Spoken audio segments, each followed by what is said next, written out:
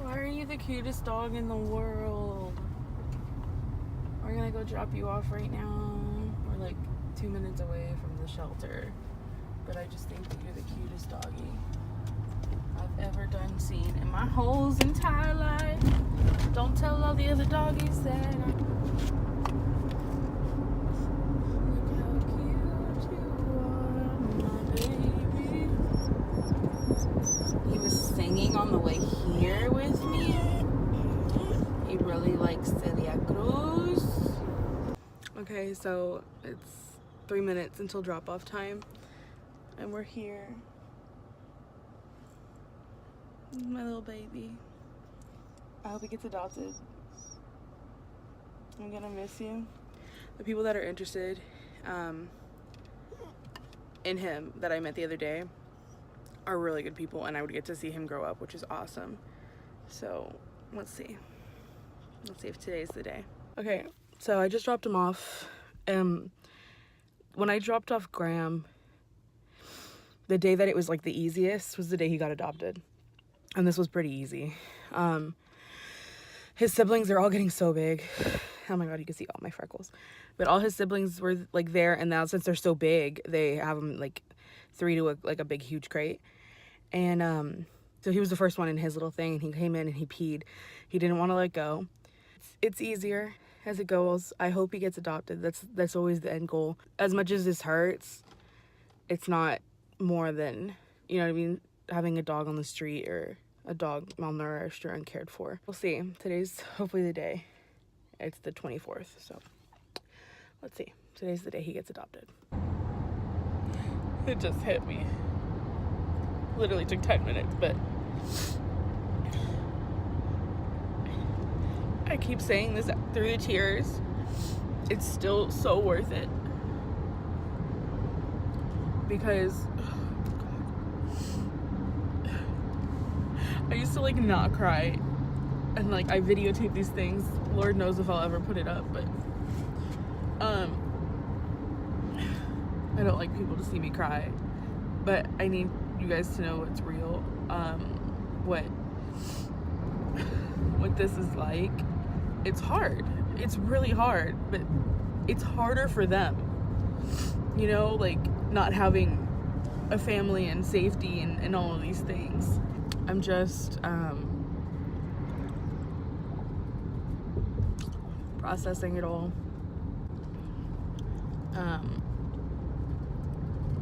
It feels better that when he sees his like brothers and sisters, he doesn't get super excited, because I always thought that would be hard. Because I like to like personify. I personify things. Like I only think about how hard it would be to like lose my siblings, but I get there's not like a certain bond maybe, or you know, they've only known each other a little bit of time. If you're separated from your sibling when you were like super young, you might not even, I don't know if that makes sense, or if I'm just adding too many human traits. But I always thought if I had a dog that had, you know, given birth to a litter, what I would do. And I know I even struggled with whenever we had the other dog, Molly, and she had to go get fixed, and her and Teddy were both not fixed, and they had been doing it. I was so scared that you know, when they go to fix her, they just like scoop out the babies, and to me I was like, well, poor babies. You know, even though they don't really care, I guess I think of it a lot differently. They care about their lives and helping other people, I guess, in that sense. I don't know, I'm rambling. I'm just upset. Shocker. And I'll keep doing this all the time. And that's why I'm not keeping dogs, because I want to, because I develop a connection with all of them. And especially Graham and I he helped me through a very dark time. And I just keep thinking, if I don't keep the dogs, I have space in my home, the more I can help others. And help other people, other families, other dogs. And I mean, I don't think I ever recorded this, but like we went to the dog park on Tuesday or Wednesday. I think it was Wednesday. And we met these, like, I would say kids, our age, my brother's age. And they had a dog that they had rescued. They were both vegan. They were like, we all had like very similar values. And they really liked Carter, and Carter really liked them. They lived close by, so they would go to the park all the time, and I would get to see Carter grow up. And they were like seriously considering it. And so I told them, you know, his name is Flung. If you come to the shelter, this is the name of the shelter. He asked me for it twice. He looked it up and found it. I said he'll be there at 12 on Saturday. You know, I'd like to know you guys are the ones who get him, because he already likes you, and I already know. They would be good fosters too, I think. But I think they would be good parents to Carter, and they liked Carter, the name Carter, which is awesome. And I even told them he's named after Lil Wayne. So, and they thought that was cool and funny. So, I just, I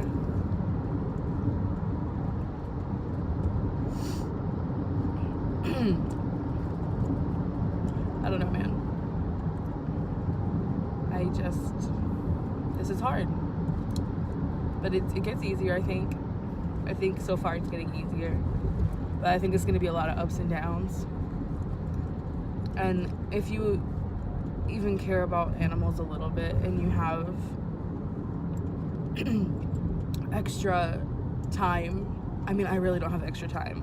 I have 2 full-time businesses that I'm running, plus trying to do music and YouTube, even though I don't really maintain my social media stuff. So I have all that going on, but I mean, it's only an extra maybe an hour a day that I spend to save a life.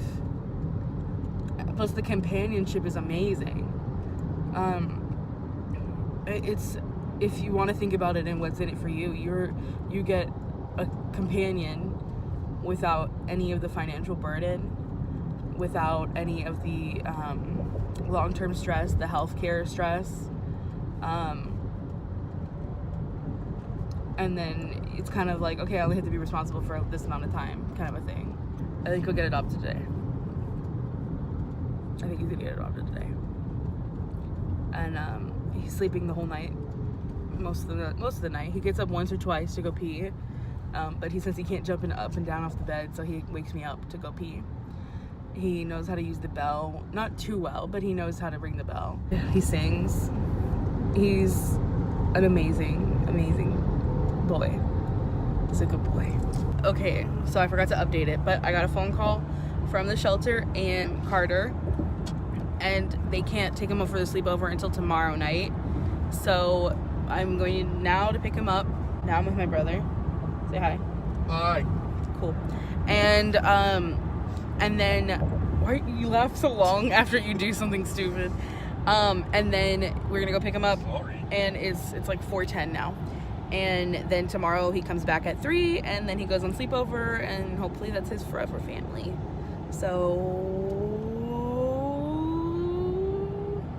I'll update you soon. Okay, so he's super sleepy. He's gotten a lot of attention today, to the point where I went up to his little crate. There were so many people, and I was like, Papa, and he didn't do anything. And I was like, Carter. He didn't say anything. I was like, Carter, and he didn't say anything. He didn't even move. He was still sleeping, and I was like, Bob, it's me, until I opened the crate. Ooh, until I opened the crate, and he looked up at me, and then he was like, okay, and he made me pick him up because he's sleepy, and he came back in here to fall asleep. So he's had a long day. I'm sure whoever he was with gave him a lot of attention. And then I told the people there that we're calling him Carter now, and they're like, oh, thank God. So that's awesome. But he's a little sleepy baby. Oh my God, bless you. Don't sneeze on the baby. He got scared. I'm sorry. He scared the baby. I'm sorry. That's a little